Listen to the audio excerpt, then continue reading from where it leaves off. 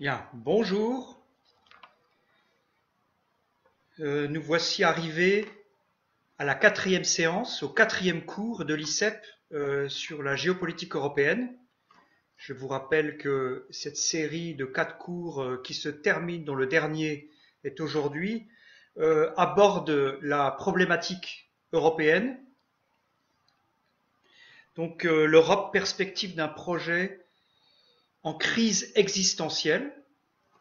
Et lors de la première séance, j'ai abordé les, les fondements historiques et géopolitiques du projet européen. Dans une deuxième séance, j'ai abordé la nouvelle rivalité géopolitique franco-allemande, épicentre de la crise de l'Union européenne.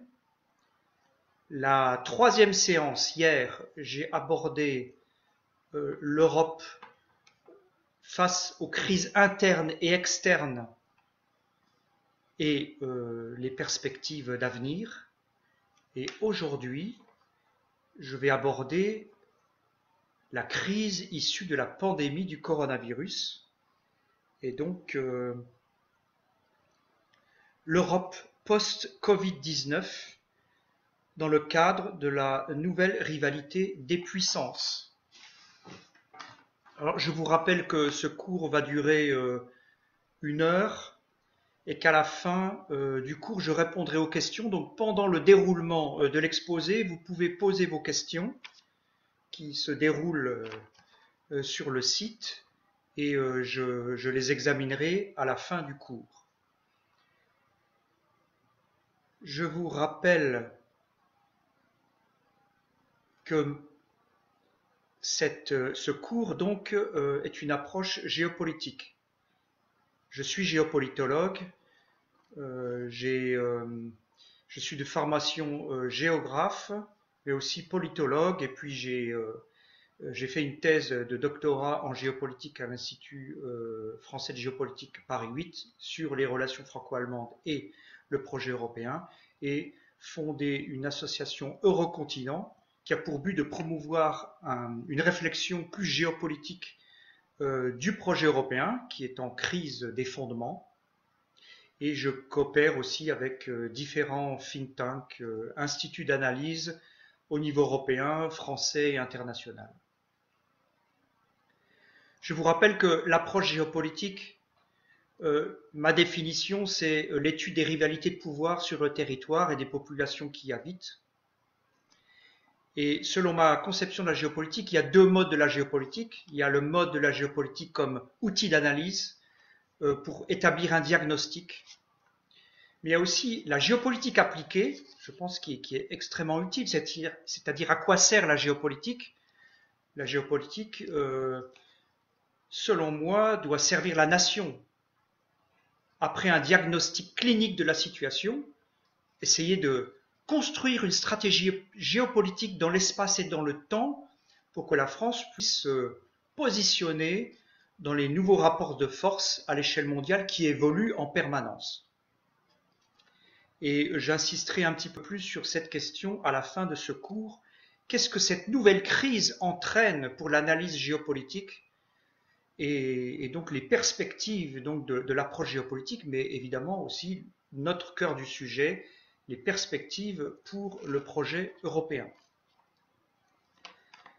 Alors, l'Europe post-coronavirus.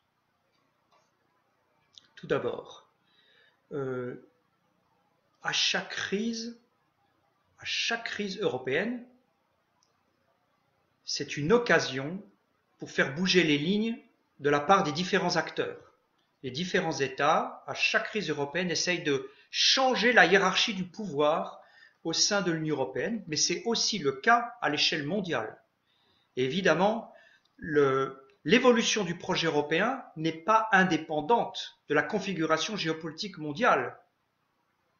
Et je dirais même, elle est étroitement imbriquée dans les rapports de force mondiaux. Et c'est pour ça que je vais d'abord analyser les enjeux et les perspectives à l'échelle mondiale, ensuite ses répercussions sur l'Europe et comment l'Europe est susceptible d'évoluer, le projet européen d'évoluer après cette crise, et ensuite en tirer quelques conclusions sur l'approche géopolitique et puis l'avenir de l'Europe. Et donc notre avenir, nous, en tant que Français, l'avenir de la nation. Alors lorsque la pandémie a commencé à se diffuser en Chine, il y a d'abord eu un grand scepticisme de la part notamment des pays occidentaux. Je pense que cela est dû à un sentiment très ancré de supériorité, un complexe de supériorité occidentale vis-à-vis de l'Asie qui existe toujours, alors même que l'Asie est en train d'émerger en tant que pôle de pouvoir dans le monde, notamment la Chine. Et beaucoup d'hommes politiques beaucoup d'hommes et de femmes politiques ont cru que cette pandémie serait circonscrite à la Chine et ne viendrait pas chez nous. Mais ce n'est pas du tout ce qui s'est produit. Cette crise, cette pandémie, évidemment, s'est diffusée sur tous les continents et en particulier en Europe, qui est devenu le centre de la pandémie. Et puis maintenant, le coronavirus se diffuse aussi sur d'autres continents, notamment aux États-Unis, et les États-Unis sont en train de prendre le relais comme l'épicentre de la crise. Alors, cette pandémie, comme toute crise, pose des questions assez radicales sur le fonctionnement du monde à l'heure actuelle, en particulier la mondialisation, les rapports de force géopolitiques au sein de la mondialisation. Et on a tout de suite aperçu en réalité une instrumentalisation de cette crise, de la pandémie, pour essayer de faire bouger les rapports de force mondiaux à l'échelle mondiale. On a tout de suite donc observé cette rivalité entre la Chine et les États-Unis qui, dorénavant, à chaque crise grave dans le monde, s'accroît. Alors les États-Unis ont accusé évidemment la Chine, comme c'était le point de départ de la pandémie, d'être à l'origine de cette crise, d'avoir déstabilisé l'ordre international à cause de son régime politique. La Chine a répliqué immédiatement en accusant les États-Unis peut-être d'avoir soupçonné d'avoir introduit le virus à partir d'une réunion une sorte de Jeux olympiques des forces militaires qui avait lieu à Wuhan, en Chine, en octobre. Et de la part des États-Unis, mais aussi au Royaume-Uni, il y a encore aussi des thèses qui circulent qui accusent la Chine d'avoir laissé échapper un virus de laboratoire et donc que la Chine maintenant est responsable de cette crise et devrait en subir toutes les conséquences en termes d'image dans le monde et évidemment de circonscrire, d'endiguer la puissance montante de la Chine. Mais cette pandémie révèle tout de suite en réalité les tendances de la géopolitique mondiale qui étaient préexistantes. Je vous rappelle que la posture géopolitique des États-Unis, si on peut un petit peu la synthétiser, c'est d'éviter que sur le continent eurasien émerge une nouvelle puissance qui puisse la défier au niveau mondial et exercer une hégémonie sur le continent eurasien. Cette posture est issue évidemment un prolongement de la guerre froide. À l'époque de la rivalité entre l'URSS et les États-Unis avaient pour objectif d'endiguer l'URSS en Eurasie. Et lorsque l'URSS a été dissoute, évidemment, il y a eu le moment unipolaire, c'est-à-dire les États-Unis et leurs alliés privilégiés n'avaient plus de contrepoids à leur propre puissance. Et puis ensuite a émergé, notamment avec les attentats terroristes islamistes à New York en 2001, et puis les différentes déstabilisations et crises après à la suite des révolutions arabes, et puis des changements de régime en Ukraine, et avec la crise avec la Russie, émerge à nouveau un monde multipolaire. Et donc les États-Unis considèrent que leurs adversaires stratégiques, c'est la Russie et la Chine, et de plus en plus la Chine. Et donc, à l'occasion de cette pandémie, tout de suite, les accusations réciproques se sont intensifiées. Alors, ce qui est intéressant de noter dans cette crise, c'est que la communication stratégique, c'est-à-dire la propagande comme outil des rivalités géopolitiques mondiales, n'a jamais été aussi forte. Pour sans doute la raison sans doute principale, c'est le monde interconnecté et l'utilisation des réseaux sociaux, où partout dans le monde on peut accéder à des sites internet, Twitter, LinkedIn, Facebook, sur des articles, alors il y a les médias mainstream qui évidemment ont plutôt tendance à prendre à diffuser les thèses gouvernementales, mais vous avez toutes les thèses les plus farfelues et les fake news qui sont issues aussi de réseaux alternatifs et qui sont souvent manipulés par les puissances eux-mêmes pour essayer de dégrader l'image de l'adversaire. Et donc, c'est inédit de voir en fait le secteur de la santé, donc une crise sanitaire qui est instrumentalisée dans les rapports de force géopolitiques. Donc déjà, il y a un enseignement à tirer dans la géopolitique mondiale, c'est que il y a un élargissement des facteurs de puissance. Au-delà donc de l'outil militaire traditionnel, de la question du contrôle de l'énergie, de l'économie, du commerce, de la démographie, nous avons maintenant aussi le système, le narratif, la propagande qui joue un rôle extrêmement important et qui met en valeur en réalité les modèles en concurrence des différentes puissances. Nous entrons dans ce monde multipolaire auquel se surajoute un choc, un conflit des civilisations, pas seulement entre l'Occident et l'islam politique, mais aussi entre l'Occident élargi, c'est-à-dire États-Unis, Union européenne et OTAN, vis-à-vis de la Chine. Il y a aussi conflit à l'intérieur même de l'Occident. On voit bien que la question des valeurs et des intérêts divise de plus en plus à l'intérieur de l'Occident entre la perception du monde aux États-Unis et en Europe et à l'intérieur même de l'Europe.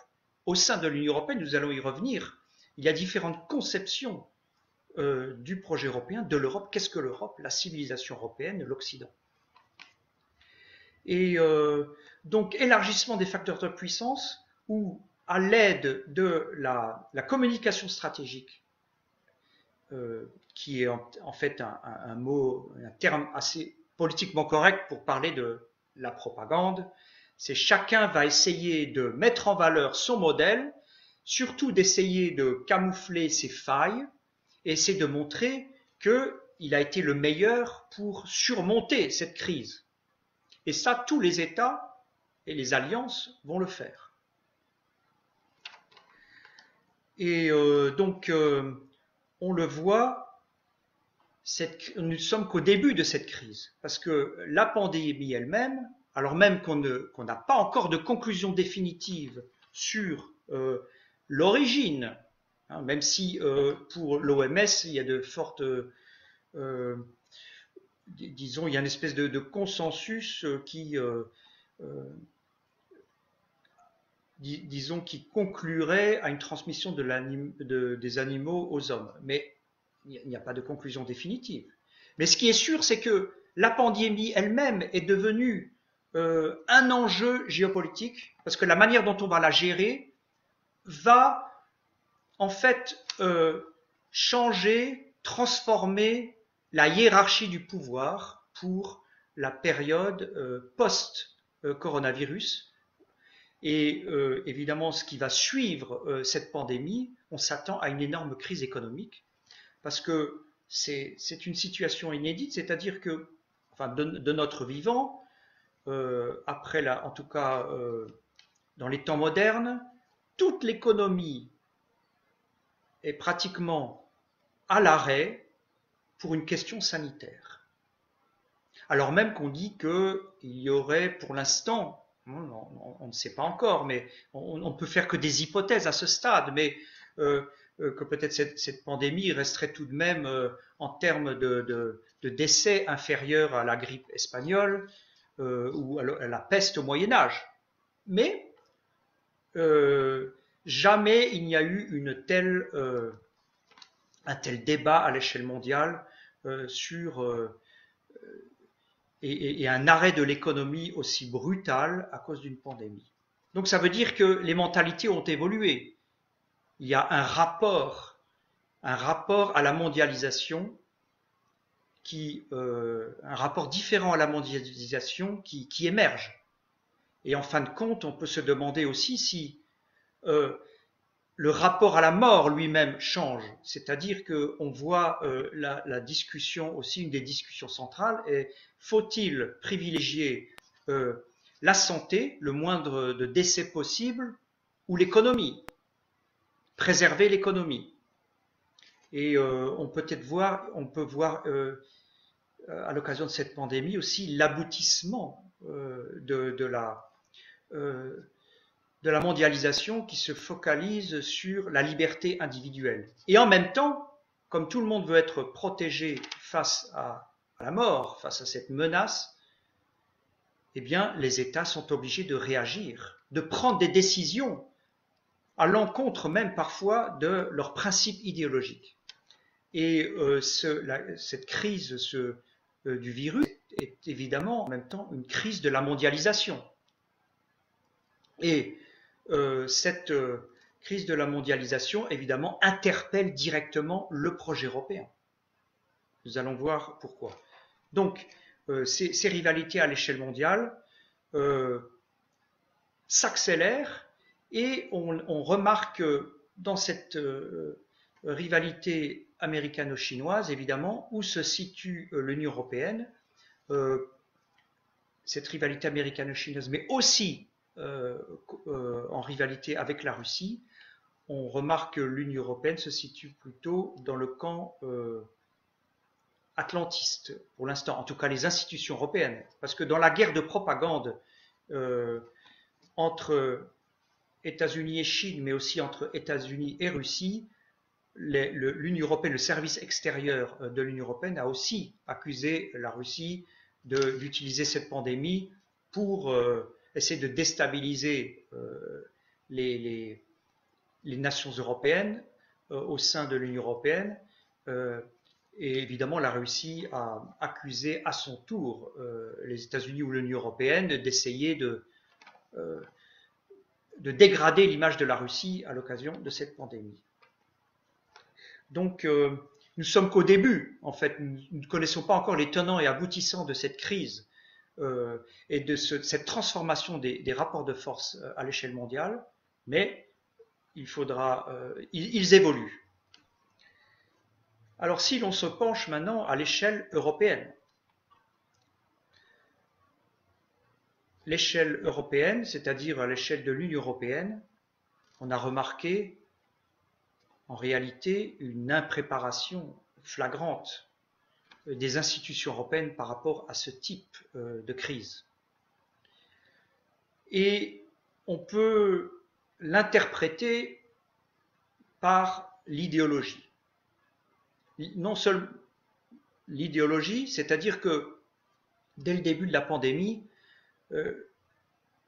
la Commission européenne n'a eu de cesse d'essayer de freiner la fermeture des frontières des différents États membres. Parce que l'Union européenne, on l'a vu dans les leçons précédentes, est basée sur un modèle de gouvernance. À l'échelle mondiale, elle fait la promotion du multilatéralisme, c'est-à-dire un transfert des compétences des États-nations vers des institutions multilatérales, et en particulier en Europe, au niveau de l'Union européenne pour faire émerger une sorte de gouvernement européen avec une vision téléologique du projet européen, c'est-à-dire que au final, chaque crise, chaque décision devrait être prise en fonction de l'objectif final, c'est d'atteindre une Europe intégrée ou fédérale. Ça, c'est le point de vue de la plupart de ceux qui travaillent dans les institutions européennes, mais aussi de certains gouvernements dans les différents États membres. Alors même que lorsque la pandémie donc s'est diffusée dans les différents États membres, et en particulier en Italie, qui est rapidement devenue au début l'épicentre de la crise, certains États ont essayé d'anticiper, par exemple plutôt dans les pays d'Europe centrale orientale, notamment la Hongrie a tout de suite fermé ses frontières, assez rapidement, ou en tout cas réinstauré un contrôle. Ensuite, ces contrôles l'Italie aussi, ces contrôles se sont généralisés, et notamment l'Allemagne aussi a commencé à réinstaurer des contrôles, y compris avec la France. Et on l'a vu, le gouvernement français en fait qui traînait les pieds, qui essayait d'attendre une décision européenne, parce qu'évidemment le gouvernement français actuel et le président français sont en faveur du projet européen, et ils ont une approche assez idéologique de poursuivre le projet européen pour atteindre une souveraineté européenne. Une souveraineté européenne. Et donc, la crise était l'occasion aussi de montrer que les institutions européennes gardent un pouvoir sur les États membres. Et donc, la France exigeait qu'il y ait d'abord une décision européenne pour la fermeture ou l'ouverture des frontières. Mais au fur et à mesure que les frontières se sont fermées, évidemment, tout le monde a suivi, sans attendre, une décision au niveau de l'Union européenne dans le système Schengen. Et par la suite, au niveau de l'Union européenne, lorsque les États membres se sont réunis, ils ont acté de ces fermetures de frontières, et ils ont décidé de fermer les frontières extérieures aussi, alors même qu'au départ, la Commission européenne était défavorable à cette fermeture des frontières. Elle a fini par accepter une fermeture des frontières vis-à-vis de l'extérieur, mais elle était toujours réticente à la fermeture interne des frontières. Parce que le modèle européen, jusqu'à présent, est basé sur la société ouverte, la démocratie libérale et multiculturaliste. Et donc cela pose une question fondamentale au projet européen. Cela montre bien que l'Union européenne en tant que telle n'est pas un vrai État. C'est-à-dire que ce sont toujours les États-nations qui prennent les décisions face aux questions, les enjeux fondamentaux de vie et de mort, de sécurité. Donc, il y a une réhabilitation des frontières. On nous avait expliqué pendant des années qu'avec le projet européen, les frontières devaient s'effacer, que cela allait augmenter non seulement la prospérité des citoyens, parce qu'à cause de la libre circulation des marchandises, des capitaux, la libre circulation des personnes aussi, pour essayer de créer une espèce de melting pot européen et faire évoluer le projet vers une mini-mondialisation, je dirais, où l'Europe montre qu'elle est une puissance normative, qu'elle a réussi à dépasser le stade de l'État-nation et se présente comme modèle au monde dans la mondialisation libérale. Eh bien, cette crise porte un coup d'arrêt, en tout cas temporaire, à cette évolution, et nous verrons si, à la sortie de la crise, on ne reviendra pas à l'Europe ex ante à cette crise, mais évidemment, les tenants de l'Europe comme empire des normes bâti sur un modèle ouvert vont essayer de tenter de préserver ce modèle. Mais on voit bien que les États ont pris des décisions, que certains États ne reviendront pas à cette situation, n'accepteront pas. Et puis les peuples aussi, on voit bien qu'il y a de plus en plus une désaffection qui s'accélère des différents peuples vis-à-vis non pas de l'Europe, d'un projet européen. Je pense que tout le monde a bien compris qu'on a besoin d'alliances dans le monde et d'une alliance aussi entre Européens, mais c'est ce modèle de l'Union européenne qui est en crise. Et cela pose la question fondamentale de la finalité donc de cette Union européenne. Alors, qu'on pourrait résumer ainsi. Est-ce que le projet européen a pour objectif d'unifier les États-nations, donc de dépasser les États-nations, d'effacer les frontières et d'être en réalité un territoire, un espace ouvert au flux de la mondialisation et un territoire qu'on valorise dans les flux de la mondialisation et donc un sous-ensemble de la mondialisation, c'est-à-dire que l'Union européenne donc n'a pas de source d'énergie, mis à part l'énergie nucléaire, mais elle n'a pas de pétrole, ni de gaz, ni de minéraux rares, en tout cas en très petite quantité. Donc, elle importe de l'énergie, elle importe aussi de la main-d'œuvre. C'est pour ça que la question démographique est très importante, parce qu'il y a une démographie faible en Europe. Et pour maintenir le système libéral ouvert, on voit bien dans les rapports de la Commission européenne, mais aussi de la classe politique qui sont en faveur de cette Europe comme modèle ouvert, sont en faveur d'une immigration de masse pour avoir une démographie, mais alors évidemment dans l'optique aussi de créer un homo europeus avec un mélange des populations un petit peu sur le modèle des États-Unis d'Amérique. Mais ce modèle ouvert, donc à positionner dans la mondialisation, est aussi modèle favorisé par l'Allemagne. Pas toute l'Allemagne, en tout cas les partis politiques au pouvoir. Parce qu'il y a évidemment débat en Allemagne et les partis d'opposition ne sont pas du tout d'accord avec cette approche de l'Europe. Mais l'Allemagne qui, au lendemain de la Seconde Guerre mondiale, donc s'est éloignée de la puissance militaire, de la politique d'équilibre, et je dirais, a vu l'Europe comme un projet de paix dans lequel les nations, par des interdépendances économiques, petit à petit, résolvent la question de la guerre, arrivent à une situation pacifiée, et l'Allemagne, qui est devenue une puissance économique, évidemment, et qui n'a pas de source d'énergie, importe son énergie à une industrie extrêmement puissante et bien organisée. Donc, elle importe l'énergie, elle importe la main-d'œuvre. C'est pour ça qu'aussi que lors de la crise migratoire en 2015, les libéraux allemands et européistes sont en faveur de cette immigration de masse. Il faut bien voir que pour eux, c'était une aubaine.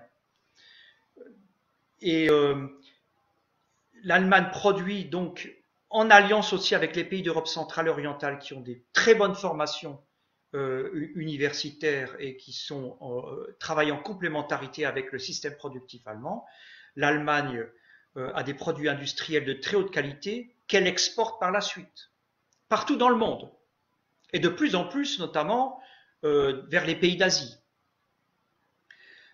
Et donc, l'Allemagne a besoin, pour soutenir ce modèle de société ouverte, elle a besoin de le moins de frontières possible, elle a besoin de garder la libre circulation des capitaux, des marchandises et des personnes à l'échelle mondiale.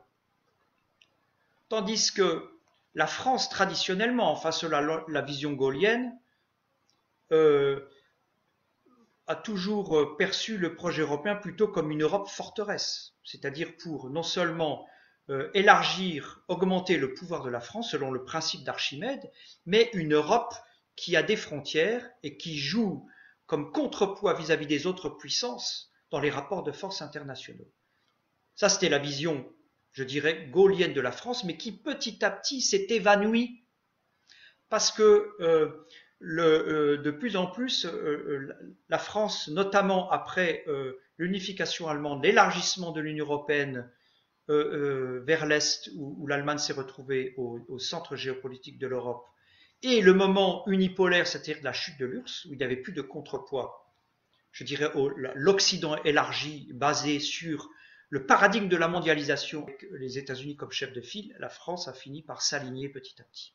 Et l'on voit que, à nouveau, ces questions redeviennent centrales, que pour faire face à cette pandémie qui pose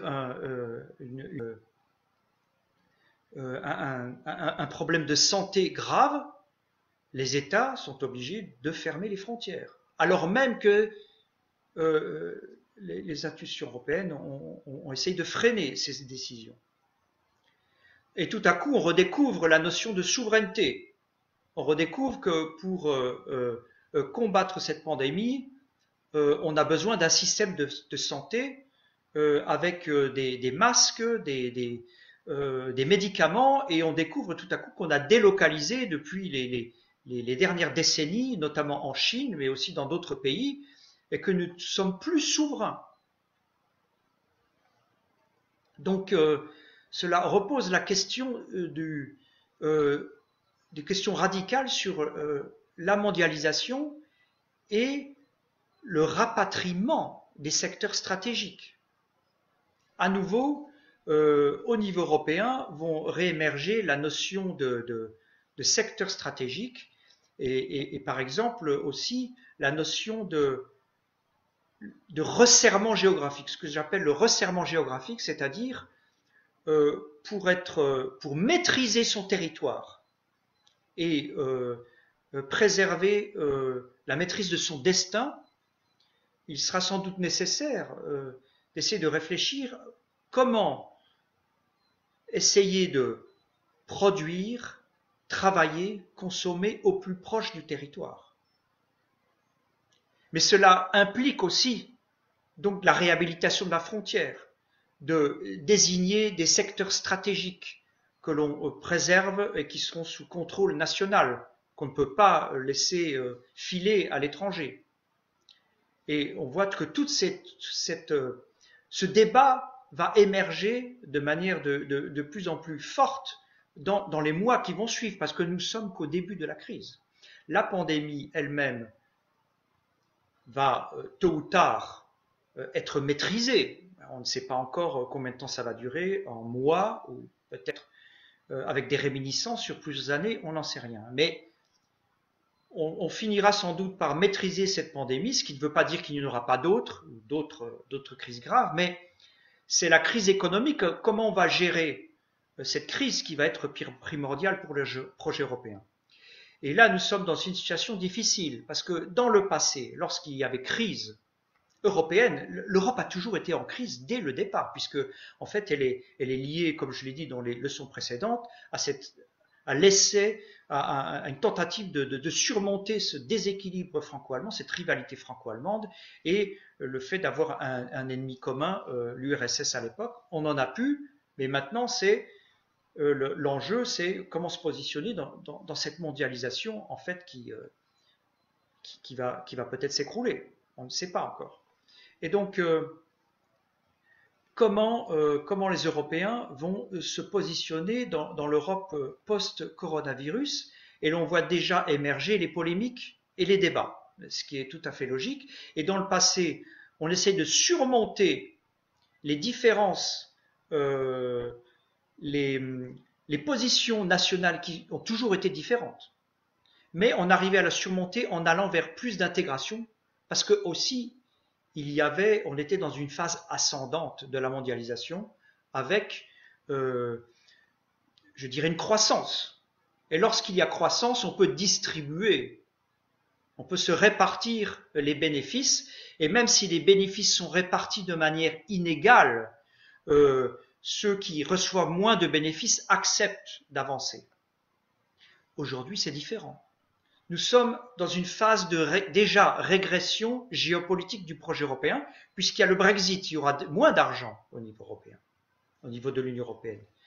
Et avec la crise économique, donc, on s'attend à une récession dans tous les États membres. Donc, l'enjeu, ça va être de se répartir le gâteau, un gâteau qui se rétrécit. Donc, on risque une exacerbation des rivalités. Et c'est pour ça que les États membres ont d'abord réagi au niveau national, ont commencé à réfléchir à des plans nationaux pour préparer la reprise, mais au niveau de l'Union européenne, comme les États membres font la promotion de modèles différents, de modèles économiques différents. L'Allemagne, c'est l'ordolibéralisme. La France, c'était traditionnellement le colbertisme et a fini par petit à petit aussi se dissoudre quelque part dans l'approche libérale et dans le sans frontières. Les Britanniques ont encore une autre notion. Ils sortent de l'Union européenne, donc ils vont essayer de reprendre maîtrise de leur économie, de leur destin. D'ailleurs, la Banque d'Angleterre vient de décider de financer le Trésor directement, ce qui n'est pas possible au niveau de l'Union européenne, parce que la Banque centrale européenne, si elle a décidé d'un paquet d'argent, 700 milliards pour donner des liquidités, va d'abord les prêter aux banques, qui vont essayer ensuite de faire repartir la machine dans les différents secteurs de l'économie. Mais donc, dans un premier temps, les États membres ont réagi par des plans nationaux. Ensuite, ils ont bien vu que tout seuls, on risquait donc une fragmentation beaucoup plus importante entre les différentes économies européennes, parce qu'on ne part pas sur un même plan d'égalité. L'Allemagne à l'économie la plus forte, elle va le rester. Et peut-être qu'avec ses plans nationaux, elle va pâtir de cette crise, mais elle va repartir sur des bases plus saines et plus vite que les autres États membres. Et que ça va peut-être accroître les difficultés. Et notamment, à l'avenir, peut-être mettre même en danger l'eurozone avec une nouvelle crise de l'euro. Alors c'est pour ça que les États membres, dans un deuxième temps, au niveau de l'Union européenne, essayent de négocier un plan pour l'après-crise. Et c'est là où les difficultés commencent, évidemment. Alors c'est déjà une bonne nouvelle qu'ils essayent de négocier ensemble une coordination de leurs plans nationaux. Au niveau de l'Union européenne, après un certain flou dans la prise de décision, il y a quand même eu cette décision de la Banque centrale européenne de donner des liquidités. Le pacte de stabilité européen a sauté, c'est-à-dire que les États membres ne seront plus obligés de limiter leurs dépenses pour faire face à la crise. Enfin, c'est ce qui a été décidé au départ, on verra par la suite. Ensuite, aussi les règles de concurrence sont suspendues. Mais cela veut dire aussi que les différents États européens, en fonction de la hiérarchie du pouvoir préexistant à l'Union européenne, pourra aussi se renforcer. Et c'est pour cela que on a vu réémerger cette rivalité Nord-Sud, avec d'un côté les pays du Sud, notamment avec la France et l'Italie, l'Espagne, le Portugal, mais aussi la Slovénie, la Belgique, le Luxembourg, qui sont à la charnière entre Europe latine et Europe allemande, Europe germanique, mais aussi l'Irlande, proposent des Corona Bonds. Et c'est parce que lorsque la crise économique va se faire sentir, pour financer ces différents plans de relance, ils estiment que pour avoir des taux plus favorables avec les banques, il faudrait évidemment une alliance avec les pays du Nord qui sont plus forts économiquement, et que les pays du Nord, en particulier l'Allemagne, garantissent ces dettes et procèdent en réalité à des transferts financiers du Nord vers le Sud. Et alors la décision qui a été prise après plusieurs séances de négociations qui ont échoué, la décision qui a été prise, c'est comme toujours une décision précaire et provisoire, ça c'est classique dans le projet européen, et qui permet d'éviter une, comment dire, un désaccord total entre les États membres et de sauter dans l'inconnu, mais de repousser les décisions qui fâchent. C'est-à-dire que pour l'instant, il n'y a pas d'accord, il n'y a sans doute pas pour créer des dettes communes.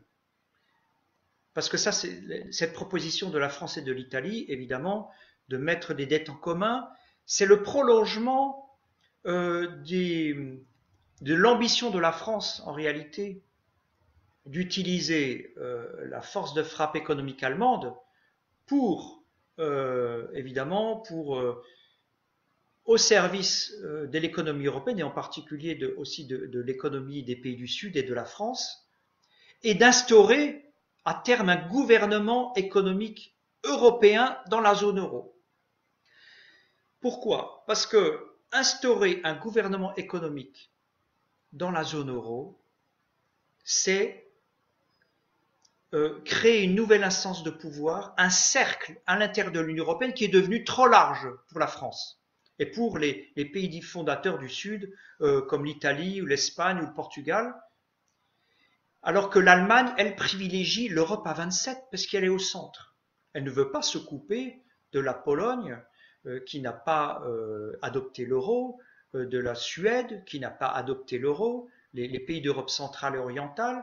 Et donc il y a une rivalité de pouvoir pour le niveau de décision et l'émergence du pouvoir au sein de l'Union européenne. La zone euro privilégiée par les Français et l'Allemagne qui préfère toujours, même si elle accepte que les règles sautent pour l'instant, parce qu'elle a besoin aussi d'injecter des moyens financiers pour sa propre économie, et qui va peut-être même la renforcer par la suite, cela ne veut pas dire qu'elle va elle-même vouloir financer les autres pays, c'est normal. L'Europe n'est pas une nation. Donc chaque pays veut rester souverain. Et donc l'Allemagne préfère garder la gestion de l'Union européenne au niveau des 27 et ne pas approfondir la zone euro. Donc cette option des Corona Bonds, de mettre la dette en commun qui pourrait accélérer l'évolution vers un gouvernement économique européen, est refusée par l'Allemagne pour l'instant. Ensuite, donc il a été décidé pour l'instant d'avoir une palette de mesures comme le mécanisme européen de stabilité, qui avait déjà été créé au moment de la crise de l'euro, et d'un point de vue des Français, qui devrait devenir à terme un espèce de fonds monétaire européen.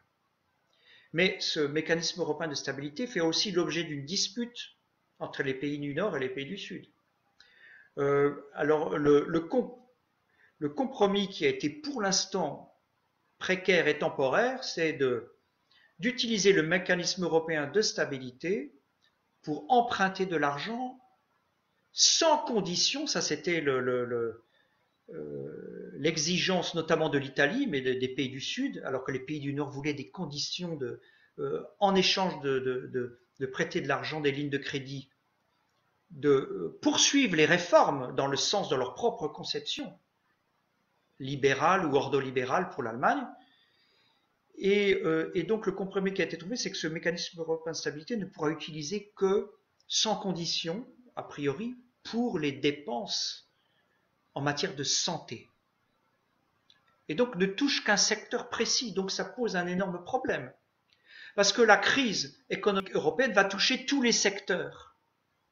Et donc se posera la question par la suite, lorsque la pandémie sera surmontée, du soutien de tous les secteurs de l'économie. Et comment va-t-on faire? Et donc on n'est pas encore sorti de la crise. La négociation, en fait, ne fait que commencer, puisque les États vont s'endetter et on n'est toujours pas d'accord sur comment coordonner les plans nationaux sur les secteurs hors santé. Et donc cela ouvre des scénarios d'évolution assez incertains. Est-ce que, en fonction de la fragmentation économique européenne, d'une nouvelle hiérarchie de pouvoir encore plus accentuée entre les pays nord et les pays du sud, avec une augmentation des des manipulations, des attaques sur les marchés financiers, il y a le scénario d'un rebond de la crise de l'euro. Voilà, donc cette question aussi va être très importante. Alors, il y a aussi la question dans les différents États membres. Là, on a abordé les enjeux au niveau de l'Union européenne, mais évidemment, le modèle de l'Union européenne est aussi une projection et le résultat d'un rapport de force des différents États-nations. Et on voit aussi, on remarque que les États ont une attitude différente en fonction de leur position géographique, de leur histoire face à cette pandémie. La France, par exemple,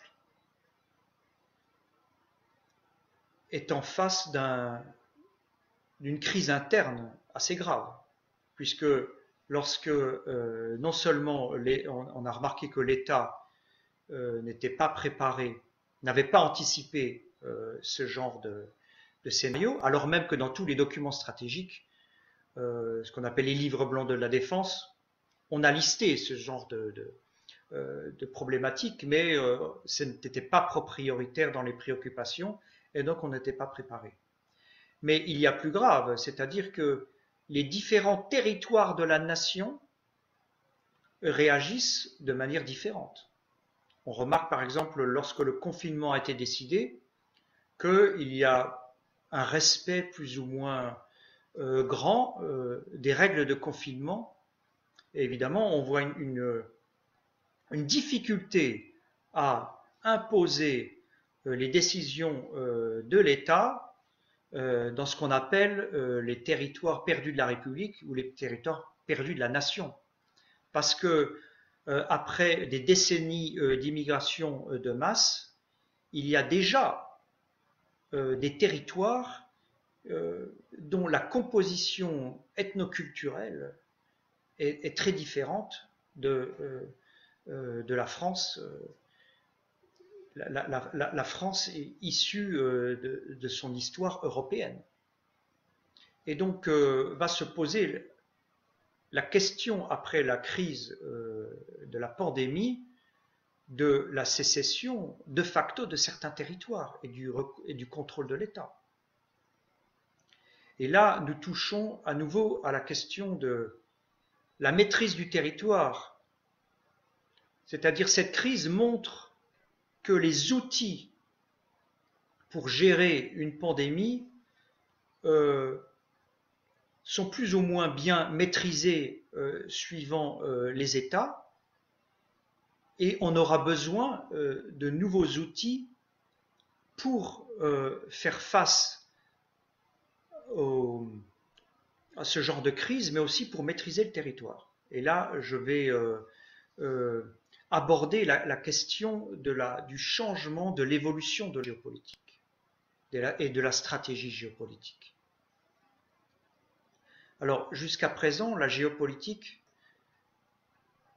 c'est la rivalité de pouvoir et le positionnement des acteurs dans les différents espaces. Et la géopolitique, donc, aborde la question des rivalités de pouvoir sur le territoire, le sol, mais aussi les espaces maritimes. Donc le sol, les espaces maritimes et ensuite l'espace aérien. S'ajoute à l'espace aérien l'espace tout court. Et plus récemment, s'est ajouté le cyberespace, avec la communication stratégique, la guerre de propagande. Et un autre enjeu émerge très rapidement, c'est l'intelligence artificielle et la digitalisation, le big data. Et lorsqu'on compare la gestion de la crise en Europe et dans les pays d'Asie, force est de constater que jusqu'à présent, on n'a pas de conclusion définitive, ce sont des hypothèses. Il faut voir avec le temps comment la situation évolue, mais jusqu'à présent, on a l'impression que les pays d'Asie s'en sortent mieux pour la gestion de cette crise, parce qu'ils ont déjà intégré ces outils de digitalisation. Le big data et l'intelligence artificielle qui sont mises au service du contrôle des frontières, de la maîtrise du territoire et de la surveillance des populations. C'est une question fondamentale qui va être posée aux Européens. Parce que, comme je l'ai dit jusqu'à présent, le modèle européen était basé sur la liberté individuelle, la société ouverte, le modèle de démocratie libérale multiculturaliste. Les Européens sont en général très méfiants de ces nouveaux outils technologiques de surveillance et de contrôle des populations.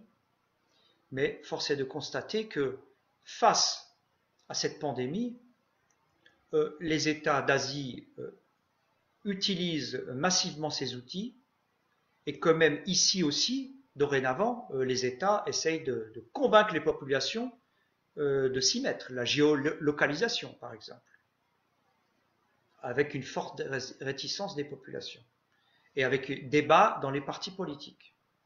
Mais donc, l'enjeu, les futures stratégies géopolitiques, les États qui vont se positionner dans les nouveaux rapports de force mondiaux, vont intégrer ces outils de toute façon. Donc, ceux qui s'en sortiront le mieux, c'est ceux qui vont avoir une stratégie géopolitique d'anticipation, c'est-à-dire avoir un coup d'avance sur les autres. Anticiper sur l'espace-temps des autres, c'est-à-dire comment combiner ces atouts dans les différents espaces, espace terrestre, maritime, le cyberespace, l'espace tout court avec les satellites et aussi les missiles intercontinentaux et l'intelligence artificielle, la digitalisation, où nous entrons dans l'espace-temps. Parce que ces outils de digitalisation permettent un meilleur contrôle des frontières, parce que les frontières qui sont réhabilitées à l'occasion de cette crise, les frontières sont un outil de souveraineté. Parce que filtrer une frontière, c'est empêcher de ce qui est nocif pour une communauté, pour la nation, d'entrer. Mais c'est un filtre, c'est-à-dire ça ne peut pas être totalement fermé, mais ça laisse passer ce qui est bon pour la nation et empêche de pénétrer les menaces qui est mauvais pour la nation, mais en même temps filtre aussi vers l'extérieur. Et donc cette manière de penser va sans doute devenir de plus importante et les outils technologiques permettent de mieux contrôler les frontières, mais aussi la maîtrise du territoire elle-même. Il va y avoir un changement par rapport à la maîtrise de ces territoires, parce qu'on va suivre les flux. On entre dans la géopolitique des flux, où ce qui va être important, ce n'est pas seulement la maîtrise du territoire, le contrôle des frontières, mais le suivi des populations avec la géolocalisation. On voit que les pays d'Asie utilisent ces outils et ont mieux réussi à juguler cette pandémie pour l'instant en utilisant ces outils. Est-ce que l'Europe va adopter ces outils?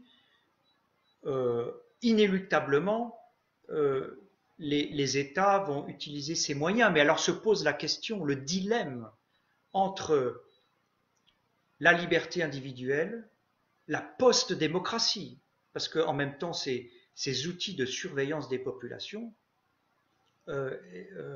posent une question de liberté individuelle, et pourtant, d'un autre côté, les nations en rivalité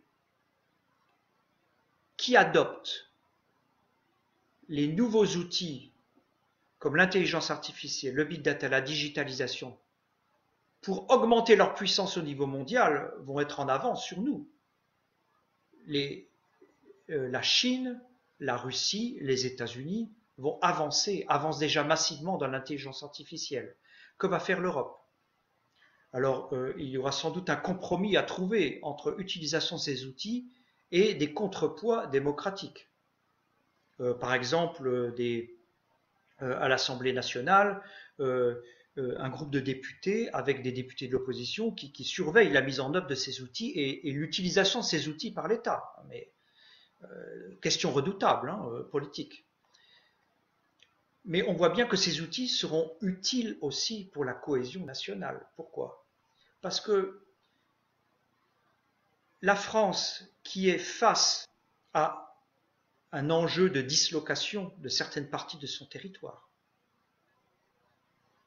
avec des années d'immigration de masse dans certains territoires qu'on appelle les territoires perdus de la République, où il n'y a plus d'assimilation, la problématique du terrorisme islamiste, la problématique de l'immigration de masse avec la question de l'asile, où des clandestins viennent sur le territoire dans un premier temps, font une demande d'asile, et puis comme la plupart ne sont pas supposés recevoir le droit d'asile et seraient en principe obligés de repartir du territoire, ils ne le font jamais, ils restent sur le territoire. Et donc tous ces outils vont permettre une surveillance des flux de population, des contrôles aux frontières, récolte d'informations, mais évidemment nous allons entrer dans un débat extrêmement dur sur justement la nécessité de la reprise du contrôle du territoire et la réhabilitation des frontières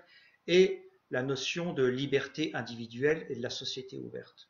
Donc l'Europe va être confrontée à tous ces dilemmes et nous sommes qu'au début de cette crise, je pense qu'il va se renforcer parce qu'on voit bien que les États membres ne sont pas sur la même longueur d'onde par rapport à toutes ces questions. On a vu très rapidement, par exemple, les États qui avaient pris des décisions souveraines extrêmement rapides et radicales, par exemple la Hongrie, qui a déjà fermé, enfin contrôlé ses frontières depuis longtemps lors de la crise migratoire en 2015, a tout de suite fait l'objet de critiques lorsque l'état d'urgence a été instauré en Hongrie, qui renforce les pouvoirs du président.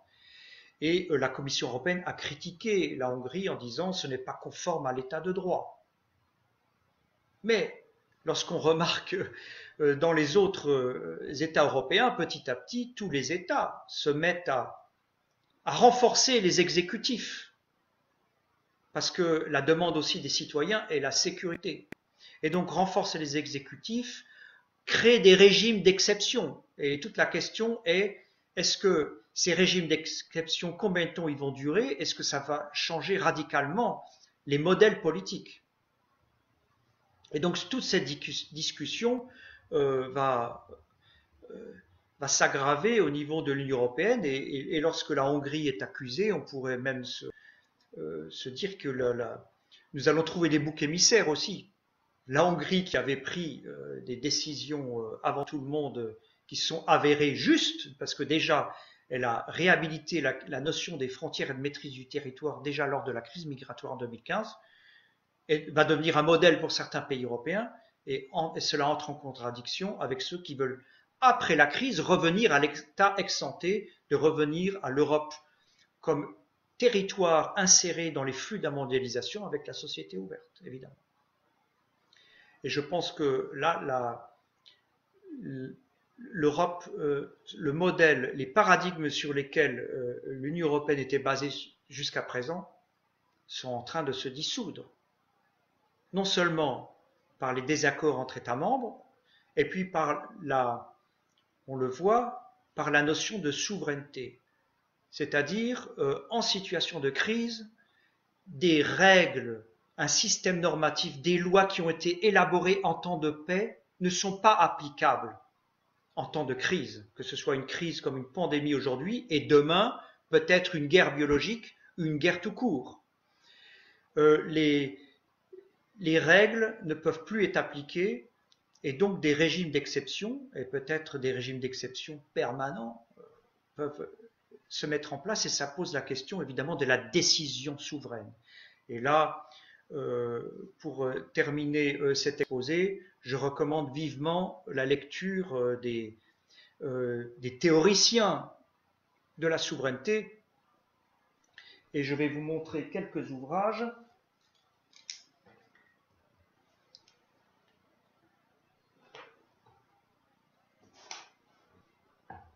Nous avons évidemment le théoricien de la souveraineté, Carl Schmitt. Dans Théologie politique, Carl Schmitt énonce cette fameuse citation « Est souverain celui qui décide de l'état d'exception ». Une citation qui exprime à merveille la situation actuelle. Nous avons aussi, dans le prolongement, un politologue français extrêmement intéressant, Julien Freund, L'essence du politique. Et notamment aussi sur la question de l'ami et l'ennemi, et les questions de décision souveraine. Et puis pour continuer avec Carl Schmitt, nous avons aussi le Nomos de la Terre, qui est un ouvrage extrêmement intéressant parce qu'il montre que tout système juridique est lié à un ordre spatial et donc un ordre géopolitique bien précis. Et donc il remet en cause le principe de l'universalisme, c'est-à-dire avant l'heure, c'est une critique de ce système européen basé sur des normes universelles qu'on peut exporter partout dans le monde. Le droit européen, la construction européenne avec ses normes, n'ont pu être mises en œuvre uniquement par une situation historique bien précise et sur des territoires dans des pays européens qui ont une histoire précise. Et donc on ne peut pas exporter à l'extérieur et on ne peut pas uniformiser non plus. Donc cet ouvrage est vraiment intéressant pour voir qu'en fait tout système juridique s'écroule lorsque la configuration géopolitique, la hiérarchie du pouvoir change.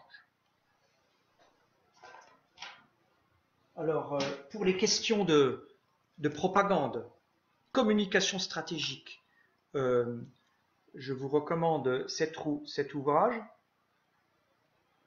pour ceux qui lisent l'anglais, d'ailleurs j'ai écrit un chapitre dans ce livre, donc la Strategic Communication in EU-Russia Relations, comment la guerre de communication entre l'Union européenne et la Russie se déroule, avec des chercheurs de différents horizons, européens, américains, russes. Et je vous recommande aussi les ouvrages de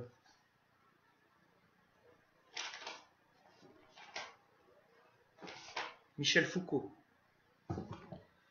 Michel Foucault, Sécurité, territoire, population, où il montre comment petit à petit en Europe, les sociétés, les nations ont émergé sur les questions de sécurité avec le contrôle du territoire et des populations, et aussi naissance de la biopolitique de Michel Foucault. Parce que cette pandémie aussi pose la question non seulement du territoire, mais du contrôle des populations. Et donc pose des questions fondamentales sur les questions de vie ou de mort des populations, de leur santé, mais aussi du modèle économique approprié pour protéger non seulement la santé, mais aussi le bien-être économique des populations. Et Michel Foucault avait réfléchi sur toutes ces questions et avait inventé le terme de biopolitique. C'est une thématique assez intéressante qui va peut-être aussi émerger à l'occasion de cette crise. Alors, je vais terminer ce dernier cours. Aujourd'hui, je vais regarder les questions et essayer de répondre à un certain nombre d'entre elles.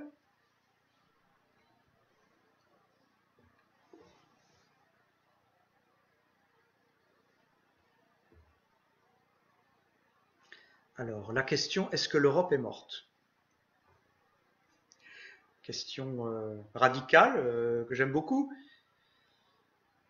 L'Union européenne, telle qu'elle fonctionne, je pense qu'elle est en état de mort cérébrale. On se souvient des mots du président de la République, l'OTAN en état de mort cérébrale, mais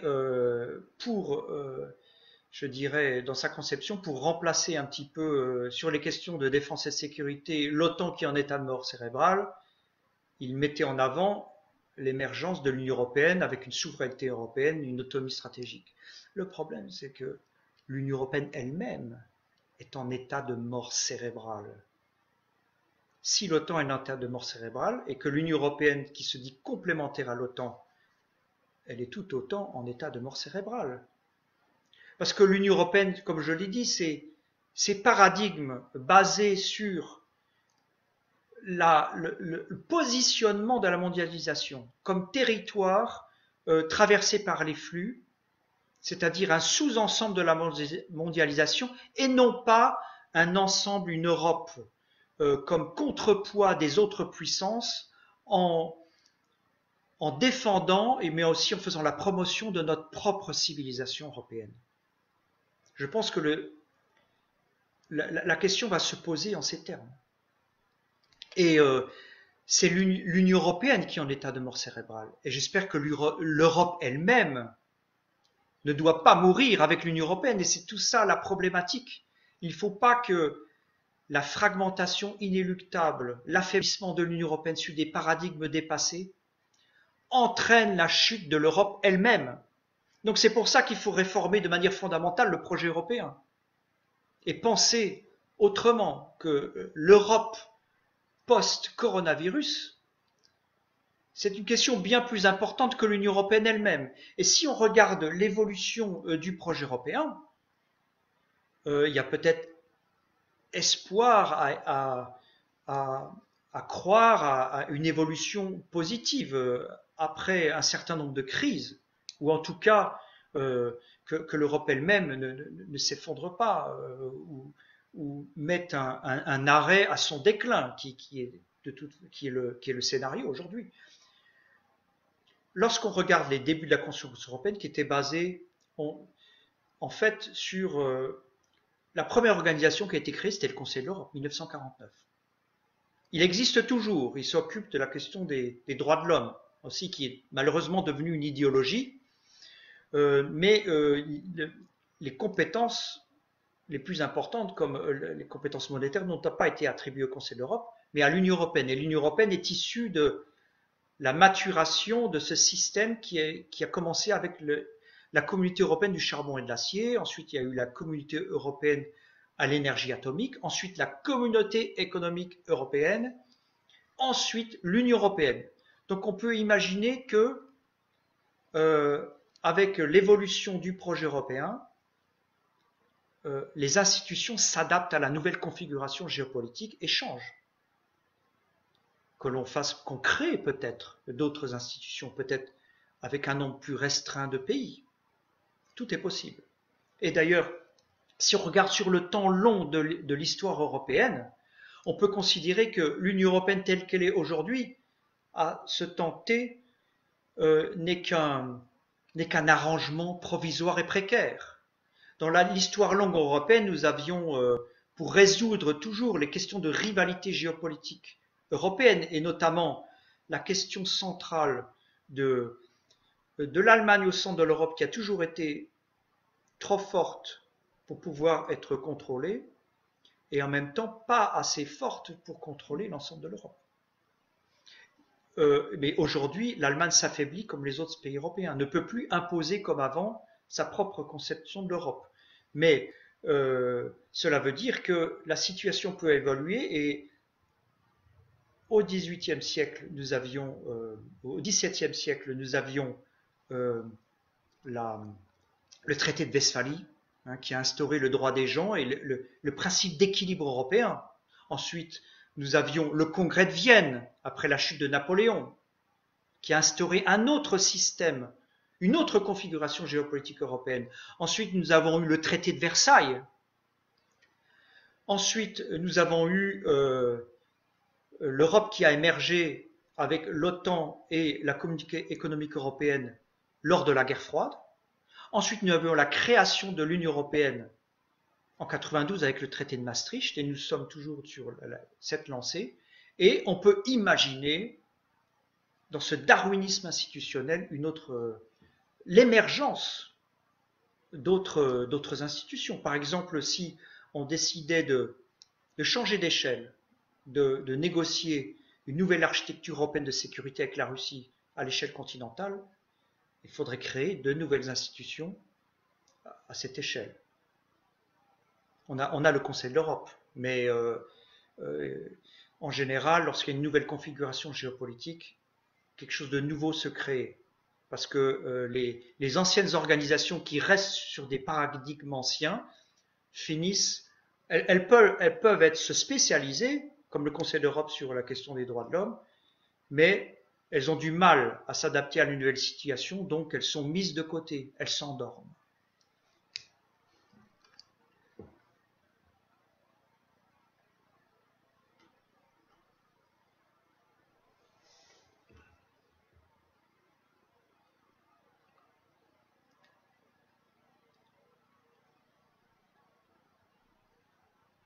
Alors, une question aussi très intéressante, la civilisation européenne était un abus de langage alors qu'elle repose sur un socle d'États-nations avec leur propre culture.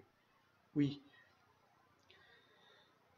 le fait que les États-nations dans l'histoire de l'Europe aient appartenu, sont issus de la civilisation occidentale, n'ont pas empêché les guerres et les rivalités entre eux, évidemment. Mais les nations européennes, la manière dont elles se sont formées sont issues de racines communes civilisationnelles. Et c'est la chrétienté. Et c'est pour ça que dans ma conception de la civilisation occidentale au sens large, je pense qu'il y a plusieurs piliers. Il y a le pilier ouest-européen, Rome. Il y a les États-Unis, qui sont aussi dans le Grand Occident, mais qui ont pris le leadership de l'Occident pendant la guerre froide et qui l'ont monopolisé, mais qui de moins en moins auront ce monopole, parce que les États-Unis sont dans une période qui vont vers plus d'isolationnisme et de refus des institutions multilatérales. Et nous avons un troisième pilier, qui est le pilier orthodoxe, Byzance, et Moscou qui se voulait être la troisième Rome. Et donc, je pense que dans l'émergence de cette rivalité stratégique entre puissances, qui est doublée des rapports conflictuels entre civilisations à l'échelle mondiale, nous aurions intérêt aussi à essayer de trouver des principes de coopération communs au niveau civilisationnel entre Europe, Russie, États-Unis, notamment face à l'islam politique. Et puis aussi, la Chine, par exemple, avec qui on peut aussi trouver des terrains de coopération, a une autre civilisation aussi, qu'elle ne pourra pas exporter en Europe.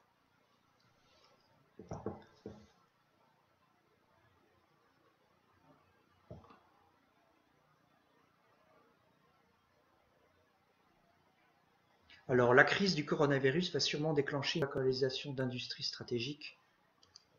Enfin, moi, je l'espère. S'il y a bien une leçon à tirer de cette crise, c'est que nous étions totalement dépendants dans certains secteurs, après des années et des années de mondialisation non contrôlée, où dans cette géopolitique des flux, nous étions petit à petit les perdants. Nous avons gardé en fait une prospérité assez importante, même si un appauvrissement des classes moyennes. Mais à cause de la dette, on s'est endetté facilement, notamment avec l'euro, parce que l'économie allemande, elle, marche mieux, et puis elle ne s'est pas désindustrialisée, par exemple, comme la France. Donc je pense qu'elle gère mieux cette pandémie. Et donc, évidemment qu'une des leçons, c'est la réindustrialisation. Mais la réindustrialisation, ça ne se fait pas du jour au lendemain. Ça implique un plan de réindustrialisation sur plusieurs décennies, avec aussi et ça c'est un sursaut national. Avant un sursaut européen, il faut un sursaut national. Et donc j'espère bien que ces paquets d'argent, ces emprunts qui sont faits non seulement au niveau national, mais aussi avec une tentative de coordination au niveau européen, ne vont pas être injectés dans la spéculation financière et en fait faire en sorte que le système survive tel qu'il a été jusqu'à présent pour revenir à la situation ex-ante et vivre des services de la libre circulation du capital sans réinvestir dans le secteur productif et la reconstruction de notre souveraineté sur les industries stratégiques, évidemment. Mais ça, c'est une vraie décision politique difficile et de long terme. La grande question est, y arriverons-nous ?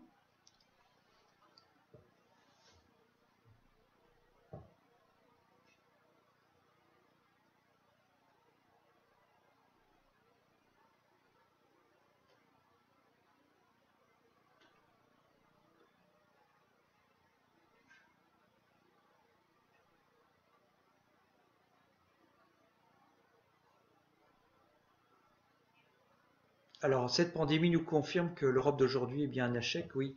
Euh, à nouveau, cette question revient assez souvent, mais moi je fais la différence entre Europe et Union européenne. Le problème, c'est que l'Union européenne a eu tendance à croire qu'elle représentait toute l'Europe, mais elle ne représente pas toute l'Europe. Il y a des États qui sont en dehors de l'Union européenne. La Suisse, la Norvège, l'Islande, la Russie, et puis l'Ukraine, la Moldavie, la Biélorussie. Et donc, je crois que l'Europe, comme projet européen, devra, si elle veut prendre la mesure de la nouvelle phase de rivalité des puissances avec rivalité civilisationnelle et des différents modèles de civilisation avec des différents systèmes de valeurs, elle devra essayer de s'élargir à la notion d'Europe continentale. Je pense que c'est inévitable parce que l'inclusion de la Russie dans un projet européen élargi,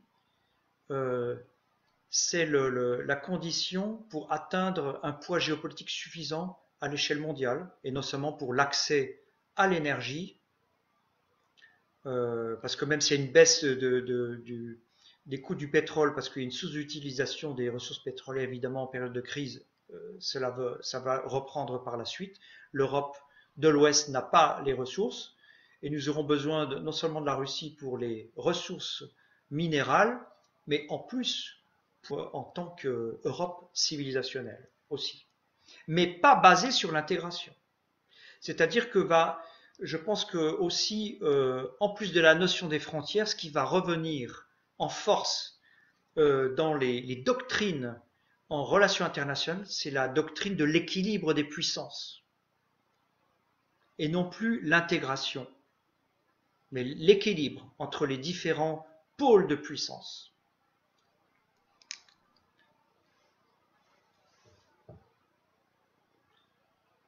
L'Union européenne peut-elle réformable? C'est la grande question. C'est un test nature que l'on va avoir aujourd'hui. Je pense qu'elle est difficilement réformable. En tout cas, elle ne peut pas être réformée par anticipation. Il faut des crises radicales. Est-ce que cette crise sera suffisante pour repartir sur des bases plus saines? C'est la grande question, je l'espère. Mais l'Union européenne à 27 me paraît extrêmement difficile à réformer sans des crises extérieures et internes qui forcent les gouvernements à se positionner, à prendre les décisions de manière souveraine, et ensuite se coordonner et reconstruire des alliances.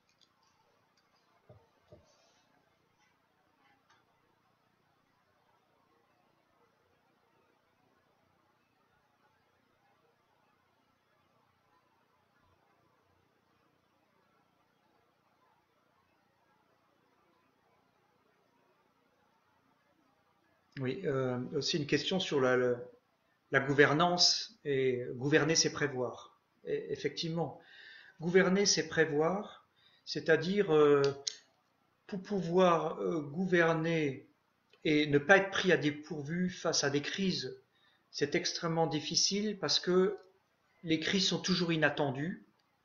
On parle aujourd'hui même de surprise stratégique, parce que vous pouvez énumérer tous les types de menaces et tous les types de risques.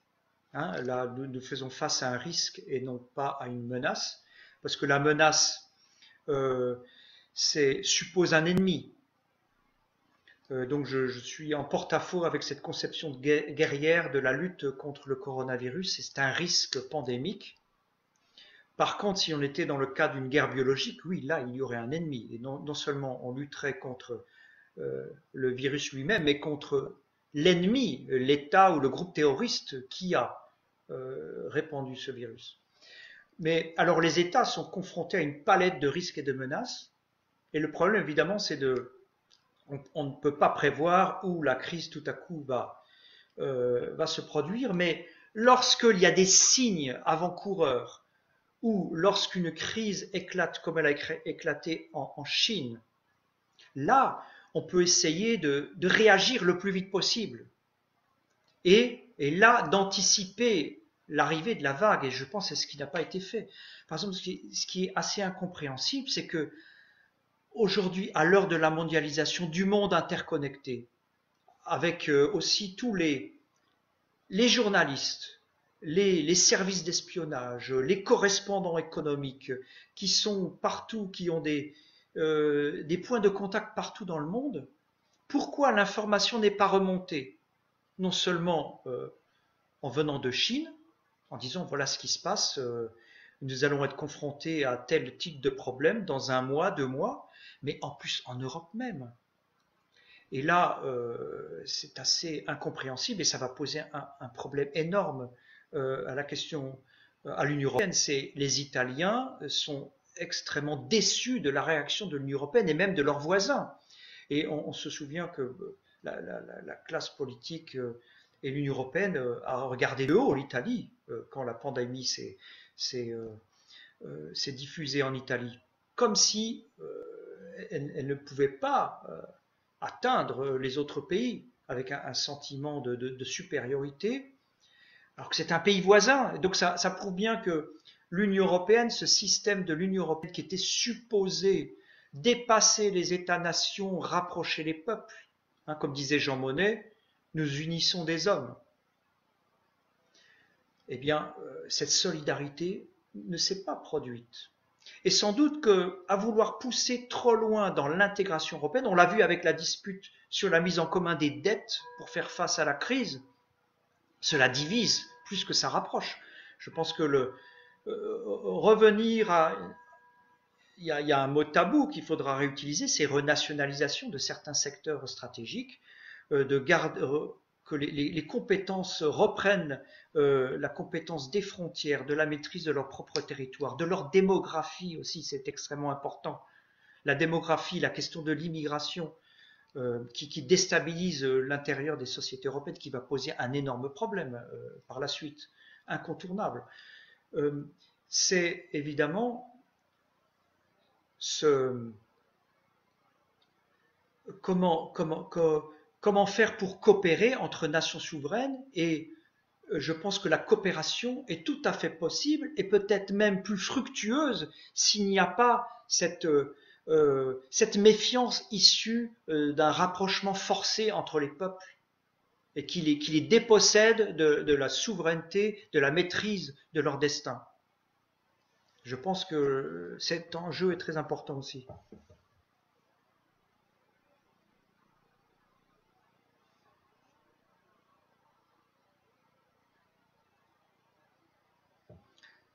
Alors, vous pensez vraiment qu'ils n'étaient pas au courant? Je suis certain du contraire. Oui, il y a tout un débat aujourd'hui. Est-ce que les différents gouvernements dans le monde, mais c'est aussi bien en Europe qu'aux États-Unis, hein, où il y a eu un retard à l'allumage, est-ce qu'ils étaient au courant, qu'ils n'ont rien fait, qu'ils ont attendu, ou même il y a tout des tas de différentes théories, qu'ils ont attendu pour laisser s'instaurer un certain chaos dans la société pour ensuite pouvoir exercer un contrôle par la peur. Oui, il est possible que certains politiques aient pensé de cette manière. C'est tout à fait possible, effectivement. Et nous sommes encore au niveau des hypothèses dans cette pandémie, de cette crise, qui est encore trop tôt pour tirer des conclusions définitives.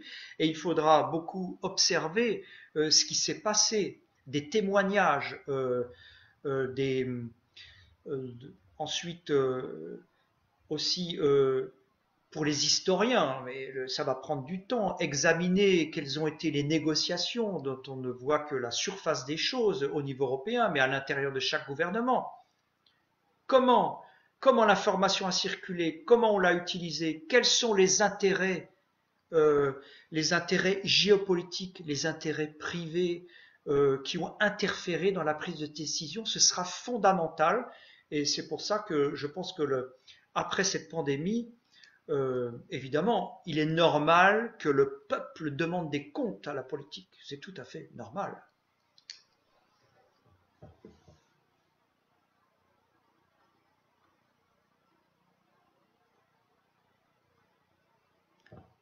Plan de réindustrialisation sans investisseurs américains pour une nouvelle Europe, car les États-Unis nous mettent perpétuellement en concurrence. Oui, ça pose la question des relations transatlantiques. Alors, on a vu que cette relation transatlantique aussi est quelque part en état de mort cérébrale, c'est-à-dire elle existe, il y a toujours une attente des pays européens vis-à-vis des États-Unis parce que c'est le grand frère, euh, et ils se sentent un petit peu sans défense devant le monde multipolaire qui émerge, sans le soutien des États-Unis. Alors même les États-Unis, on a vu la décision de Donald Trump de fermer les frontières euh, par rapport aux pays de l'Union européenne, l'espace Schengen, et la Commission européenne et Ursula von der Leyen et Charles Michel, le président du Conseil européen, ont déploré cette prise de décision souveraine des États-Unis en disant nous n'avons pas été consultés. Mais Donald Trump et l'Amérique fonctionnent sur la doctrine de America First. Et c'est logique. Ils défendent avant tout les intérêts des Américains. C'est tout à fait normal. Ce qui n'empêche pas ensuite une coopération. Mais on voit aussi qu'il y a eu des erreurs faites aux États-Unis de sous-estimer cette crise. Et maintenant, la pandémie, évidemment, touche durement les États-Unis. Alors la question de l'après-coronavirus, qu'est-ce que ça va donner dans les relations transatlantiques? Cela veut dire que je pense que dans un monde de plus en plus multipolaire, les Européens auraient intérêt à diversifier leurs alliances. Évidemment, garder un lien fort avec les États-Unis pour lorsque, avec la définition de leurs propres intérêts, cela leur est favorable, évidemment. Mais sur certains théâtres, en fonction de la thématique et sur certains théâtres dans le monde, nous aurons des intérêts en commun.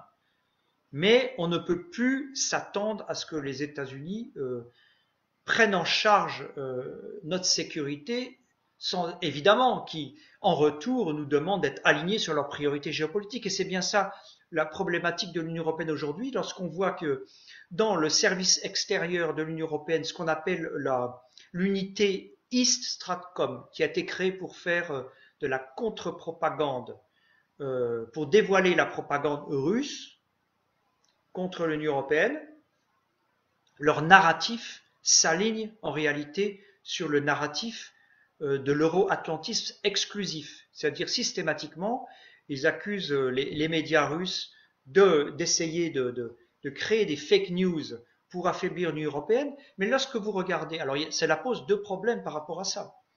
Lorsque vous regardez les les articles de journaux invoqués, on voit que les articles dans la presse russe, en fait, ne se démarquent pas de la presse en général, que ce soit aux États-Unis, dans l'Union européenne.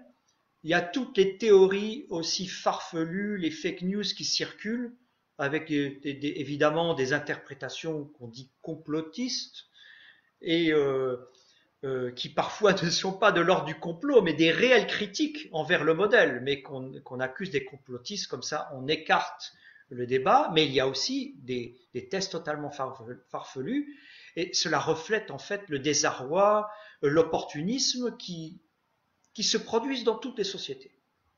Alors, mais on singularise la Russie, on dit les Russes font ça contre l'Union européenne, alors qu'en fait il apparaît que en fait c'est aussi ces narratifs sont aussi à destination à usage interne à la Russie, et que la désinformation elle a lieu partout. Nous sommes dans une guerre de communication globale où tout le monde utilise la communication stratégique en complémentarité de la rivalité sur les autres espaces géopolitiques, comme je l'ai dit, l'espace terrestre, maritime,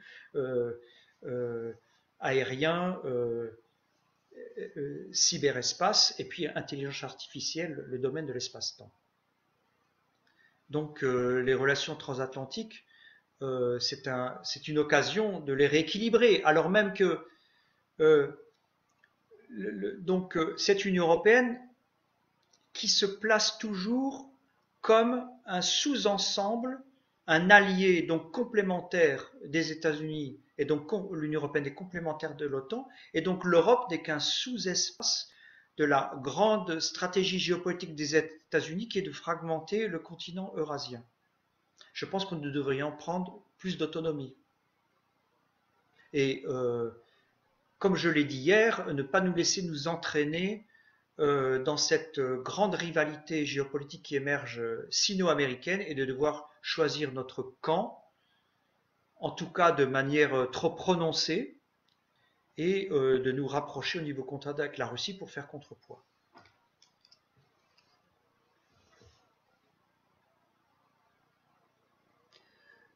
Donc voilà, donc je vais stopper, je vais arrêter, hein, il est déjà assez tard, je vais arrêter le cours, et j'examinerai encore sans doute d'autres questions parce qu'elles restent enregistrées là sur la vidéo.